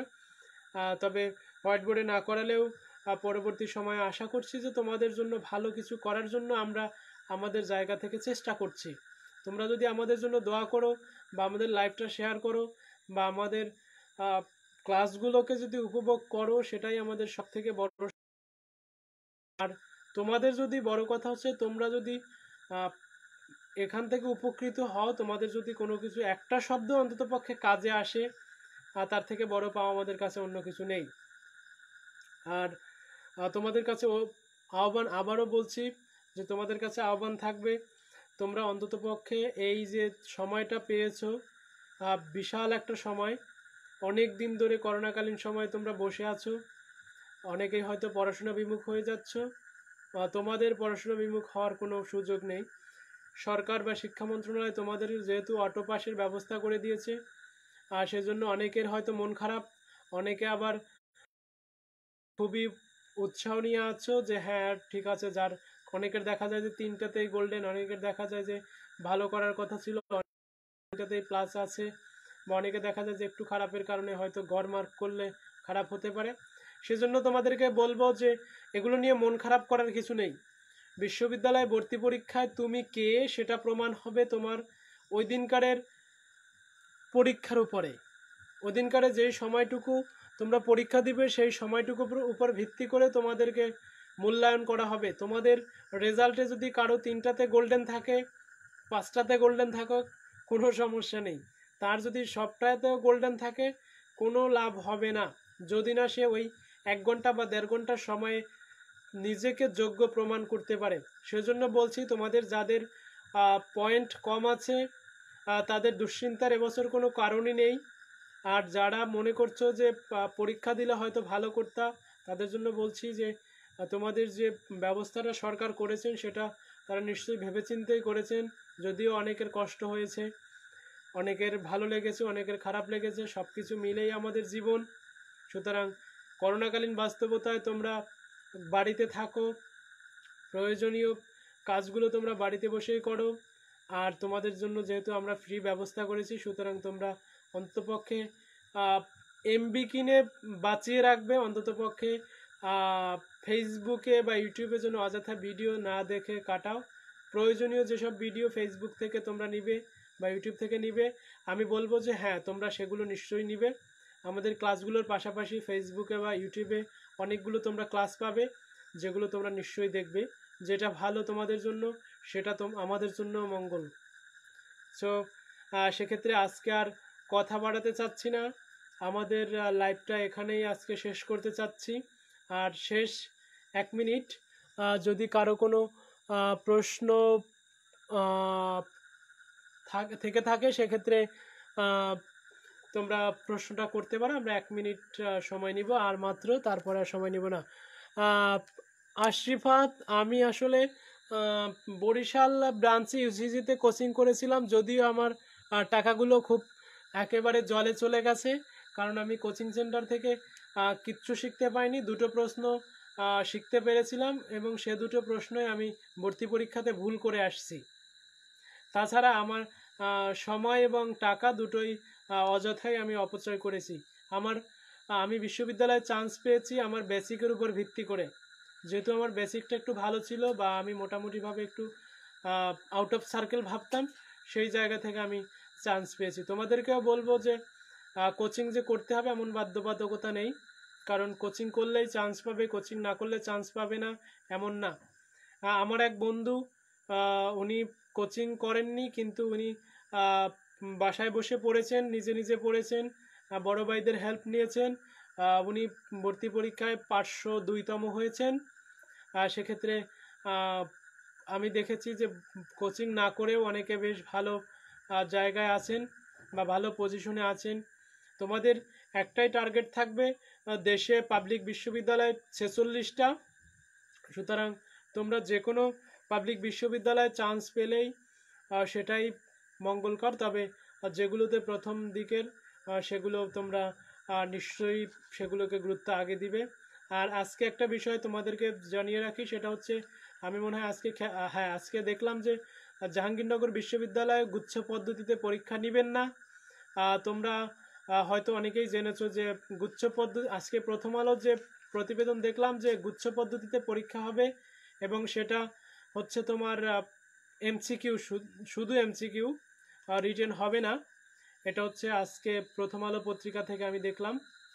আর জাহাঙ্গীরনগর বিশ্ববিদ্যালয়, ঢাকা বিশ্ববিদ্যালয়, খুব সম্ভবত রাজশাহী বিশ্ববিদ্যালয় এবং চট্টগ্রাম বিশ্ববিদ্যালয়, এই কটা বিশ্ববিদ্যালয় মানে যেগুলো 1973 অ্যাক্ট অনুযায়ী অটোনোমাস, তারা আপাতত সিদ্ধান্ত তারা তোমার গুচ্ছ পদ্ধতিতে যাচ্ছে না। সুতরাং তোমরা এই 4টা বিশ্ববিদ্যালয়কে টার্গেট করেই পড়াশোনা করো। বিশেষ করে ঢাকা বিশ্ববিদ্যালয়কে তো অবশ্যই টার্গেটে রাখবে। এবং সবথেকে মজার ব্যাপার, অন্যান্য বিশ্ববিদ্যালয় থেকে ঢাকা বিশ্ববিদ্যালয়ের প্রশ্নের মান খুবই মানে ঠিক আছে, বা স্ট্যান্ডার্ড মান যেটাকে আমরা বলি, ইংরেজি শব্দ খুব সহজে বলা যায়, মানসম্মত প্রশ্ন হয় ঢাকা বিশ্ববিদ্যালয়ে। সুতরাং তোমরা আশা করব এখানে সিট সংখ্যাও বেশি, কম্পিটিটরও যেটা হবে তাতে তোমরা সবাই মিলে কম্পিটিশন করলেও তারপরেও সিট সংখ্যা বেশি থাকার কারণে চান্স পাওয়ার সম্ভাবনা খুব বেশি থাকে। সেজন্য খুব ভালোভাবেই তোমরা প্রশ্নগুলো পড়বে এবং তো আশা করছি তোমরা তোমাদের জায়গা থেকে প্রত্যেকেই সেই বিষয়গুলো খেয়াল করবে এবং খুব মনোযোগ সহকারে পড়বে। আর হচ্ছে যে তোমাদের যে বিষয়গুলো প্রয়োজন হবে, আর একটা বিষয় তোমাদের যে বলা দরকার, সেটা হচ্ছে তোমরা যদি মনে করো তোমাদের মেসেঞ্জার গ্রুপে এসে তোমাদের জন্য মেসেঞ্জার গ্রুপ ক্রিয়েট করতে পারো, তোমরা যদি তোমাদের প্রয়োজন হয়, তাহলে তোমরা যারা আছো তারা সবাই মিলে মেসেঞ্জার গ্রুপ ক্রিয়েট করতে পারো। সেক্ষেত্রে তোমরা মেসেঞ্জার গ্রুপ ক্রিয়েট করো এবং প্রয়োজনে আমাকেও যদি মনে করো যে অ্যাড করা দরকার, সেক্ষেত্রে আমাকে বলো। আমি আমার জায়গা থেকে চেষ্টা করব তোমাদের সাথে থাকার এবং তোমাদের যে কোনো প্রশ্নের ইনস্ট্যান্ট সলভ করে দেওয়ার চেষ্টা আমরা করব। সেক্ষেত্রে ঠিক আছে, তাহলে আমরা আজকে আর কথা বাড়াবো না। ঠিক আছে, তাহলে তোমরা সবাই সুস্থ থাকো, ভালো থাকো এবং সবাই নিরাপদে থাকো এবং প্রত্যেকের কাছ থেকেই দোয়া চেয়ে বিদায় নিচ্ছি। আল্লাহ হাফেজ, শুভরাত্রি।